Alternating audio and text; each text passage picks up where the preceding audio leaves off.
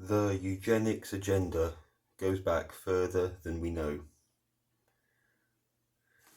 But since pre-1800, accurate historical records are non-existent. I will only be talking about the last 2 centuries.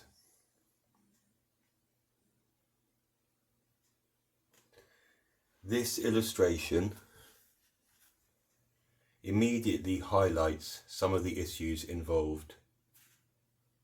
The connection to the satanic globe, the syringe waiting to be used, the top-hatted elite, and also injury and death to come, reflected in the broken bow and arrows and the weeping cherubim.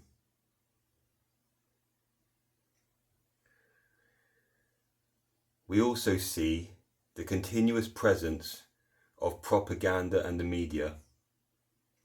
White Americans and Europeans had to be convinced this was all acceptable.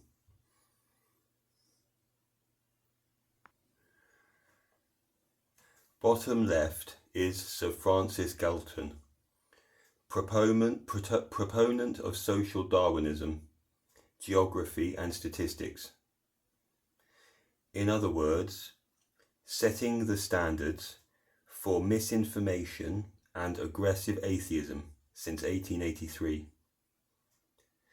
He blamed the ills in the new Industrial Revolution cities on blacks, peoples from South America, and generally anyone other than the white Europeans who had invaded these countries and imposed their beliefs in economics. So Galton's proofs for his theories fell in line with the measuring of skulls to compare with monkeys and fatuous observations on physiognomy. The racist aspect of eugenics justified the building of empires and naturally led to early concentration camps in South Africa during the Boer War. This was and is no secret, but rarely discussed in schools and universities, while the Nazi Party is vilified, despite the fact they were just following well-established beliefs.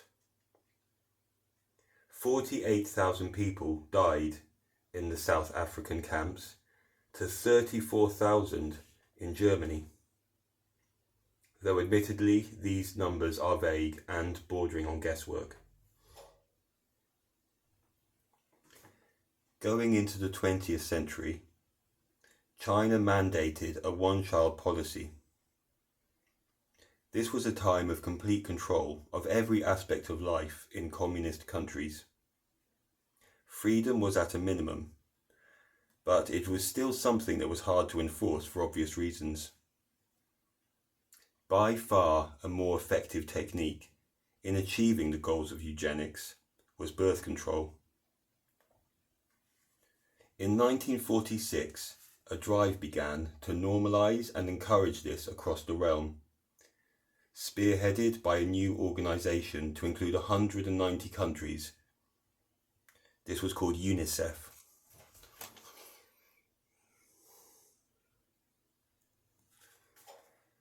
Perhaps the ultimate tool in the one world order's belt is the mass poisoning of populations, preferably in a factory-style way by injection.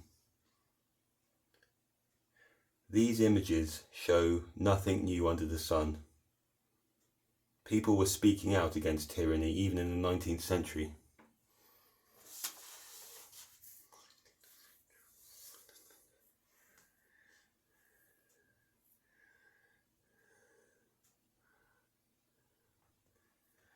Here is masked death in the so-called Middle Ages, driving people in his wake.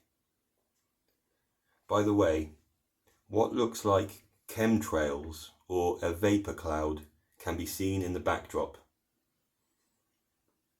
And then below, our modern leaders, puppets all, sporting their suffocation devices.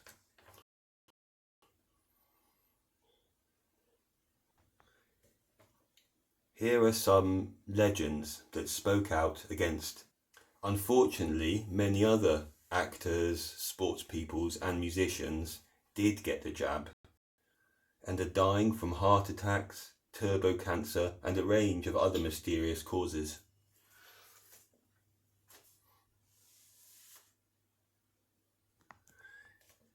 In 2019, almost every government on Earth came together to create a false pandemic in order to then bring in the solution: vaccinations. On the psychological level, what's also becoming apparent is an attempt through the media and poisons put in the food and water supply to dehumanize and unsexualize the youth. Men turning to women and women to men. Other than, of course, discouraging procreation and the continuation of the human race, it's also causing mental illness, the destruction of the family unit, and, of course, further division and hatred.